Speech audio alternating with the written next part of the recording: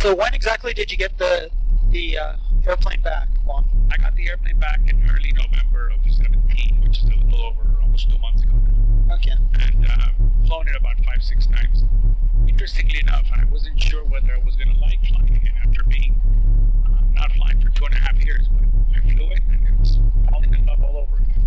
All right.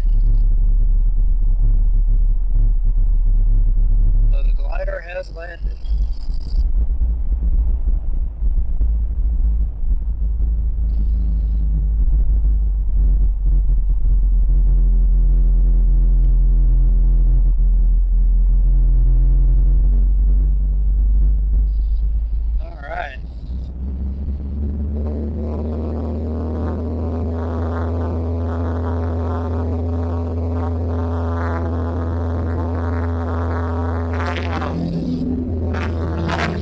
Run there. Yep.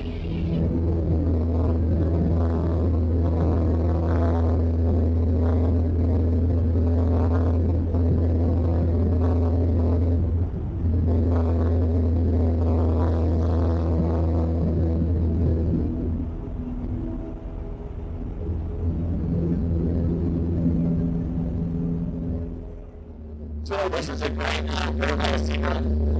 Flying low and slow is a great way to see the world. Absolutely, absolutely. Especially down here, people don't realize how rich in variety this part of South Florida is. You have the Everglades National Park right here. You have all kinds of historical points of interest that people don't even know about. For example, there's the old Rocketdyne rocket assembly facility south of here. Oh, cool. There's also lots of farms, lots of foliage facilities where they grow foliage for ornamental use in houses. So there's a lot of things down here that are very interesting. What's that big puddle down there? I don't know what they use this for. I think it's probably for, I think they do something with water. They're doing some water tests and stuff in here. I was just kind of kidding. This is, I think, where they're trying to hold water, store it, and release it slowly. So they've been working on this to try and hold, probably 200 acre-feet of water to be able to try and keep the Everglades a little wetter. As the built-up populated area uses more and more water, they have to kind of share it with the Everglades. So. Interesting. Okay. So that's all of off to the west there, and I see there's some. Yeah, interesting. Right here, we're right on the demarcation line from anything that basically stops from development to rural, kind of a buffer zone between the Everglades and the development. And we're right on the line right here. Neat. So you said you started flying in, what year was that you were, it was 19? Stuart, I started flying when I was 16 years old. I didn't get my license until I was 18. I got it out of Miami Airport. I come from a family of aviators, basically. My father was a pilot. My grandfather, on both sides of the family, were pilots. Interestingly enough, both of my grandparents got killed in airplane accidents. Oh, I never knew that, Juan. Yeah. No, On my father's side, he was his own pilot. He had a beautiful airplane. He had a Lockheed Model 12 Electra. Wow, And, isn't that, now that's not the same as Amelia. No, Amelia had a Model 10. This is a little bigger than Amelia's airplane. And he died as a passenger traveling between Brussels and Paris in 1952. And then my mother's father, and he was from Belgium. He was from Colombia, where my parents were from. And he died in his own airplane. He crashed into weather to the side of a mountain in a Cessna 170. This was back in 1959. So flying bad weather in the mountains is not, it's a risky business. Absolutely. So I had a passion for aviation all my life. For me, aviation, flying for me is just a hobby. It's not something commercial or professional. It's just a hobby that I really enjoy. Very good. Interestingly enough, on these canals that we're flying over, if you come out here some of the days, you'll actually see some of the alligators on the banks of the canals. I saw an alligator on runway 18 at Homestead General in the middle of the runway one day when I was landing. Oh, that's interesting. Yes, but luckily I was able to taxi off more than, before I got halfway down the runway. But as I was taxiing, I saw what wasn't a log, it was an alligator. So Interesting. I've never seen that. Never seen it. they came out and chased them away, though. But I guess in some places you have deer on the runway, and we get alligators on the runway. So there, I see, that's the road to Everglades National Park right That's there. right. And the ranger station, which is a visual reference point, the ranger station here. You know what's interesting about this road is once you enter the park, it's a 35, 40 miles, I don't remember how long exactly it is, from that point all the way to Flamingo, which is the very, very, very, very southern tip of the peninsula itself. So it's a beautiful drive all the way down there. I have not done that in many, many years, but yes, it is a great way, and especially this time of year in the winter. It is. It's a nice thing to visit. So Stuart, I'm not sure if you know all these buildings here coming up on our 11 o'clock, about half a mile away. That's the old Rocketdyne rocket assembly facility from the 1960s. And the story is on that Rocketdyne was bidding for the Apollo program to do the solid rocket boosters for the program, together with Morton Thiokol. Well, eventually Morton Thiokol won the contract, but Rocketdyne actually assembled the rockets here, and they actually test fired several of the rockets here in South Florida in the early 60s. So these buildings, which they're abandoned, they've been abandoned since the 60s. You go in there, you can still see some of the test equipment and such, because they were used when they fired the rocket, which is about half a mile away from here. I don't know if you knew that. I had some idea that it was around here. I didn't know all of that. Yeah, right there.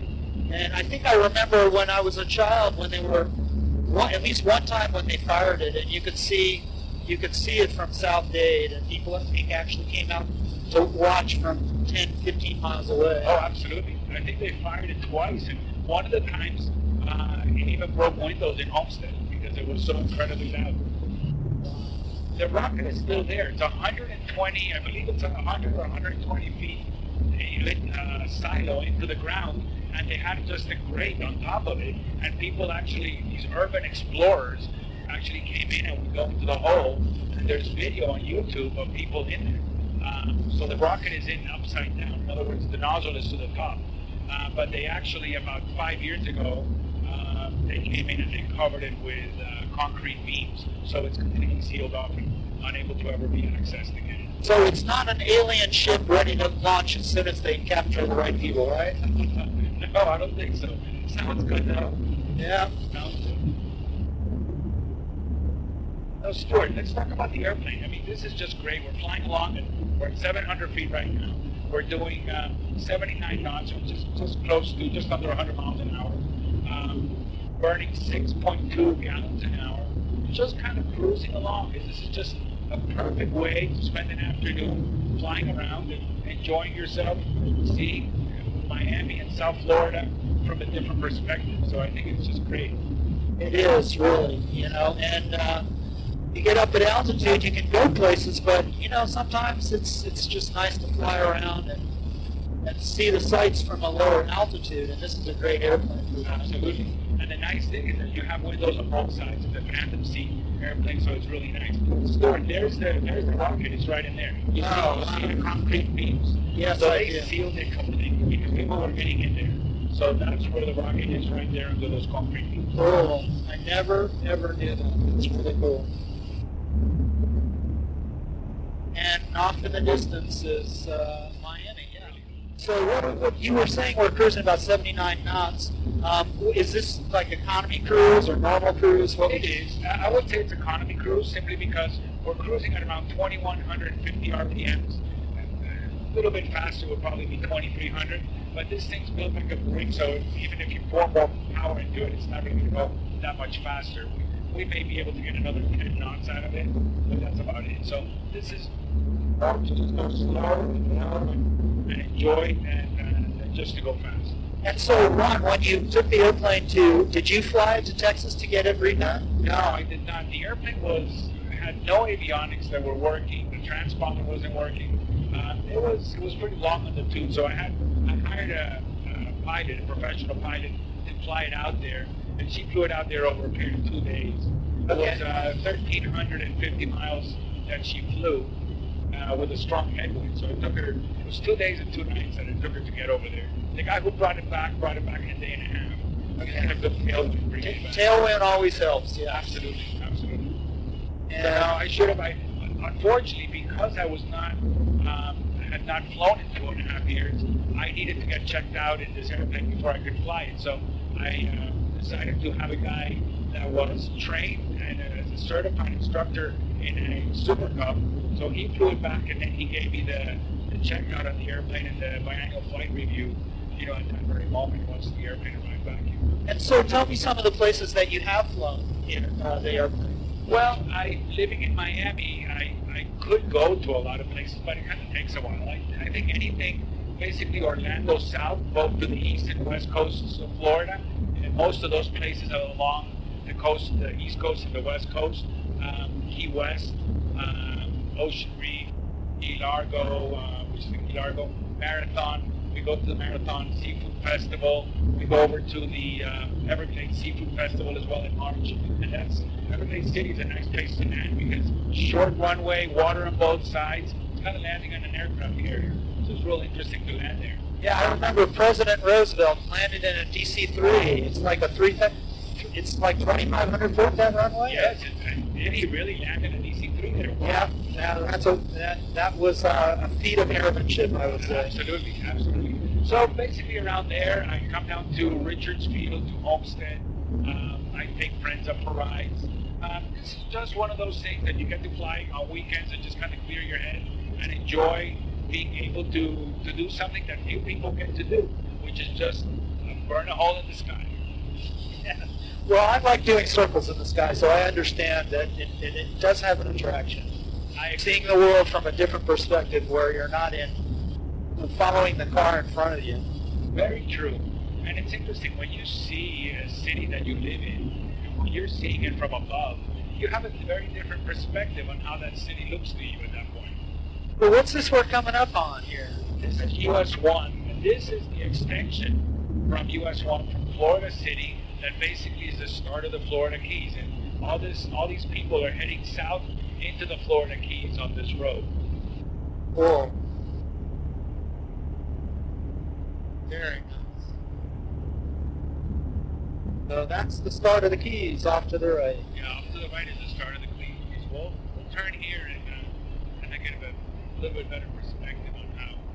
You know, I did a trip to Alaska, and I did a little flying in a DC-12.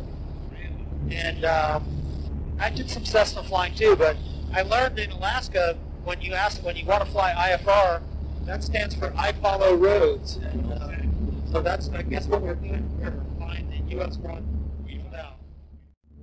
Notice how the end of the peninsula, we're coming up on the end of the peninsula here, and a lot of people think that Florida just kind of comes to an abrupt stop, and it isn't. It's full of these little marsh islands and mangroves, and it's just really interesting how it's just jagged little sections of dry land. And this goes all the way all around the peninsula. Very cool. There goes a buzzard. We're flying down here too. Over the water. Very nice. Beautiful. I haven't been down here up in the air in a long time. Probably, I don't know. It's been a couple of years at least. Yep. Looking straight ahead, Stuart, we're seeing the part of Key Largo. Yeah. So it's the northern part of the Florida Keys. And that goes all the way down to Key West. So it's a beautiful drive, but sometimes it gets pretty crowded down here. So you do a lot of motoring too. Do you like driving down to the Keys? And you got a convertible that you get? I have a convertible, and yes, I do like to drive down there. Unfortunately, sometimes the best time of the year to do it is in the winter time, and it's just very noticeably full of people. So it can be a headache at times. Yeah, definitely not around the holidays. Cool. There's a bunch of people anchor out there. I see some houseboats. Yeah, I'm not sure what this is. This is kind of like a trailer like a trailer park. Yeah. And a couple of houses down here and quite a bit of boats.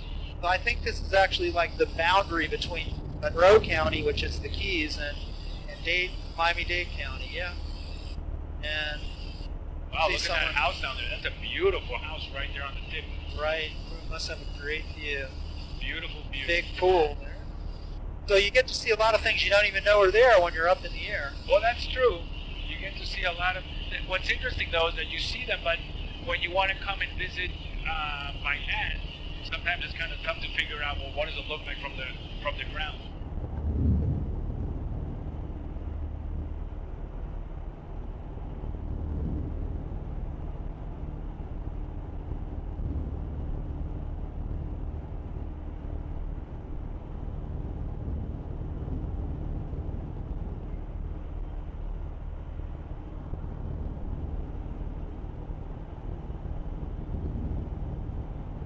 A little dirty, I guess the wind has picked up, so it's a little bit muddy spots to see where people have run around.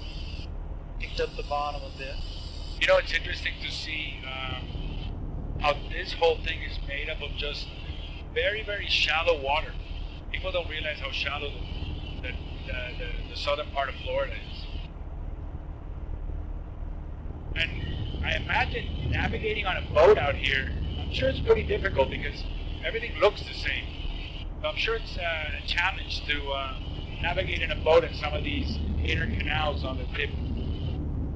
Yeah, I'll never forget. I was in school, and one of my professors said that he was a pilot, and I was always fascinated to meet anybody that was a pilot. And he said something about flying from Florida to the Bahamas, and if you had a compass error of more than a couple degrees, you missed the whole island. So I always thought to myself, I didn't start flying until there was GPS, because you know, when you really have to navigate by a compass and a radio beacon, it's a whole different thing. But I guess now with GPS in the boats and the chart plotters, it's a whole different world of paddling around in a canoe. If you've been lost today, you should not be out unsupervised. That's a good way to put it. Imagine if you were on a boat, and it's the same thing. If you're on a boat, probably up until the late 80s, everything was compass, and you probably used a automatic direction finder, an ADF, to tune into AM stations to help you navigate. And now with the GPS, you know exactly where you are. Very true. It's a big safety improvement, definitely. Absolutely. So, Stuart, do you plan on getting another airplane other than your RV-12? No, you know, I wish that I had something to fly, but as long as they keep asking me to give the glider rides, that kind of gives me my fix to hold out and just work on building the airplane. And I'm not sure how much glider flying I'll do once I start traveling with the RV-12, but I hope I get to continue to do that. I hope that one of the things when I travel is I like to go to different glider operations around the country and just, you know, buy a ride in a place like that. That would be great. I was up in Chilhowie in October for their Oktoberfest. And where is that? That's in Benton, Tennessee. Okay. In the southeast corner of Tennessee, just maybe 30-40 minutes north of Chattanooga. And how do they compare to the glider operation we have down here in Homestead? Well, I imagine, I was there it was a cool day like today and not a lot of lift, but I think they get a nice mix of thermals and ridge soaring. When they get a wind out of the west or northwest, they have about a 14-mile ridge that goes up to 2,000 feet, and so you can fly back and forth along the ridge for many hours, and you know, it's just big enough that you don't get bored with it. And I didn't get to do that during my trip, but I hope to go back and do that someday. Very nice. Have you been out west to Minden, Nevada, or some of the mountainous areas to fly gliders out there? I have been in Minden, and that's a wonderful spot to fly gliders. Clearly, that I got some great thermals and then caught some wave off of Lake Tahoe and was able to get up to about 15 or 16,000 feet. So that's a heavenly area, isn't it? Yes. And flew some in Washington State and did a flight in Oregon as well. A little bit of glider flying. As I say, I go on vacation now, I try and go to different glider operations because I learn things by going there and seeing how they do things. Do you find that the sport of gliding, is it growing? Is it expanding? What are you noticing on that? Well, I think that there has been some recent increase in activity. I think, you know, the economy has a lot to do with it, where people can afford, you know, it's not free, and so where people have a little more money to do the things they really enjoy. And so I'm seeing a bit of a resurgence in flying gliders, and it's nice to see young people like Will, who we saw out there, and Luke, and there's a few people like that. And yet, then there's older pilots that are getting training, so I think it's doing okay. I wouldn't say that it's booming, but it's definitely at least stable and not declining. Okay, glad to hear it. I think it's important, and it's a shame that there's very few people, when you mention the word glider, they have no idea what you're talking about. And it's a shame that a lot of people aren't exposed to what it's like to being in a glider. A lot of people think it's like, oh my God, you're flying a plane without a motor or an engine, doesn't it just drop out of the sky? So a lot of people just have that misconception of what a glider really is. You know, it's an important concept to get, that the air is kind of just like thinner water. It can lift you, hold you up, and let you kind of glide through the air. And I frequently say that when I'm giving a ride. You know, if we don't plummet to earth like a rock, we essentially, even when we want to come down, sometimes we have to kind of work at it if there's strong lift. Got to pull the air brakes out. Isn't that amazing? Isn't that the most amazing experience? Yes. To be able to get almost sucked up into a cloud, and the energy that is booming around you when you're up there. Yeah, very, very powerful. And you get a front and outflows from storms where you get a giant wedge of air that will lift you like a front, a sea breeze front, or the outflow from storm the cool air will descend down and drive the warmer air up, and you know, at 700, 800 feet a minute. Incredible. Yeah, it is a joy to be able to be up there. For me also, when you're up there with a couple of other gliders and you're doing the, you know, a thermal, and you're opposite each other and just circling, it's a joy to be able to be almost flying a precision thermal flying. It's great. And I kind of miss that, but which we had a lot more at the glider club, but hopefully we'll have a few more gliders in the future. There's actually, you'll see at Miami Gliders there in Homestead, there's now about 8 or 9 gliders in trailers, and so there is that potential.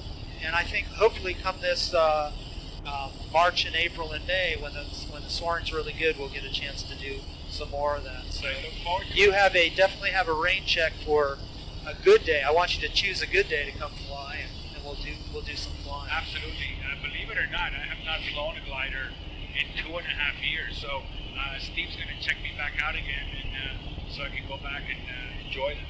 Good. I really enjoy glider flying. And as you know, we both got our pilot's license. I mean, our endorsement, glider pilot endorsement, the same day with the same person. You went first, and you passed, and then I went after you, and then I passed, and we celebrated with Mary Gaffney. It was a wonderful day that day. Yeah, it really was. It's a joy to be able to fly with Bert Compton, and a joy to fly with Mary Gaffney, and of course have Mary pull one of her tricks and say, "Oh, what's that over there?" and get you a little bit, you know, busy in the cockpit, and then she pulled a surprise on you, and it was a lot of fun, you know, anticipating that. Yes. We're gonna miss her, and she was definitely a legend.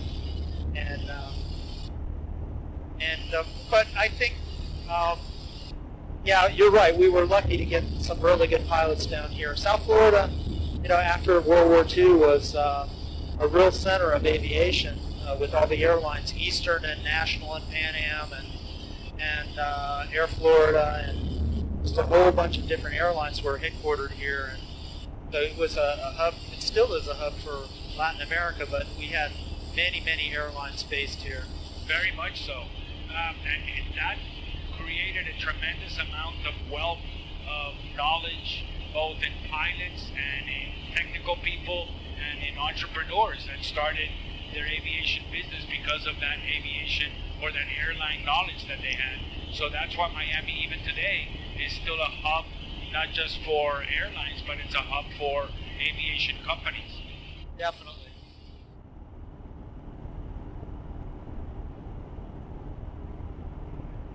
Stuart, look how interesting this CGR is, or CGR. Right now, it shows me the temperature of the carburetor. Flight time, we've been flying 26 minutes. Tells me TAC. Outside air temperature shows me at 63 degrees. So it's just a neat little system, how it works.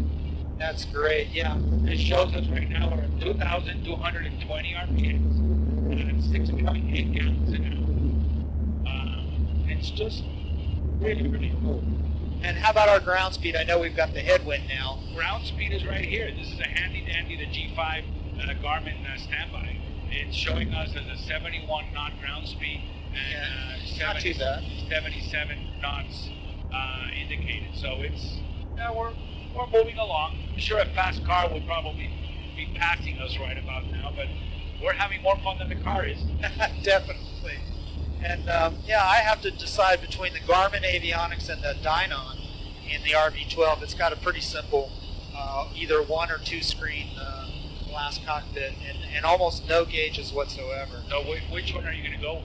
I'm not sure. It really depends when it's time to actually do the buy, what the best choice is at the time. I do think Garmin has a lot of support, but the Dynon stuff is very cool too. I agree. You know, I guess what you got to do is fiddle with it, go play with it a little bit, and see how it feels to you. How do the knobs feel? How does the presentation look to you? I think that's what's going to give you the answer versus people saying, oh, use Garmin or use Dynon. So I think you just kind of maybe get an exposure to it, and I think you'll make your own decision. That's very good advice. So back into the southern end of the county. I know coming back from Key West, some flights coming back direct, you fly over a bunch of nothing, and then all of a sudden you start to see the city lights and the farm fields, and know that you're almost back to the developed area, back to civilization. Looks like they did some burn. I think they did a controlled burn down here. I saw the NOTAM for that to try and keep the brush down. Right here on the door, right. So that's part of the environment, the ecosystem is occasional burn. So I'll let you listen to the radio, call your traffic. Okay.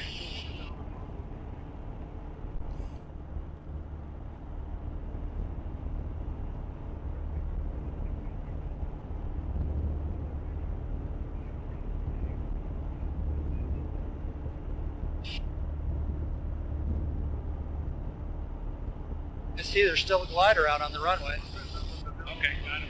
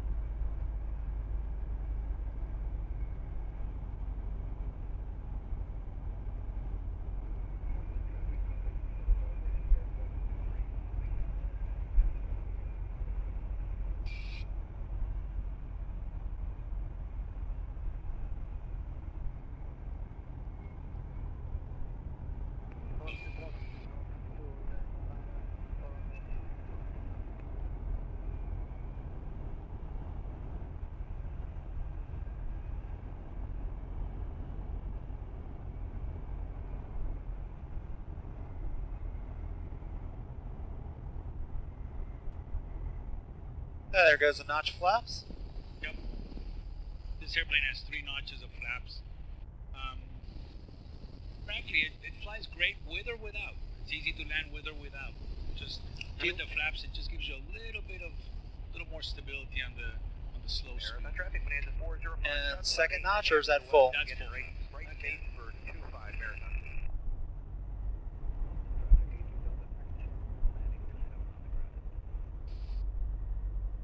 Marathon traffic is bearing 316 Juliet, 20 miles north inbound for landing for 25. Let's see. Oh, we'll just land to the right of that. Yeah, he's pretty far down, and they left it right in the middle, didn't they? Yep.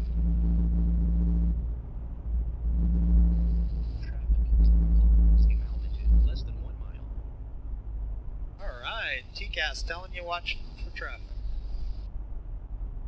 Well, not TCAS, traffic 8, but what do you call it? Well, that's part of the ADSB out. Nice job. Very nice.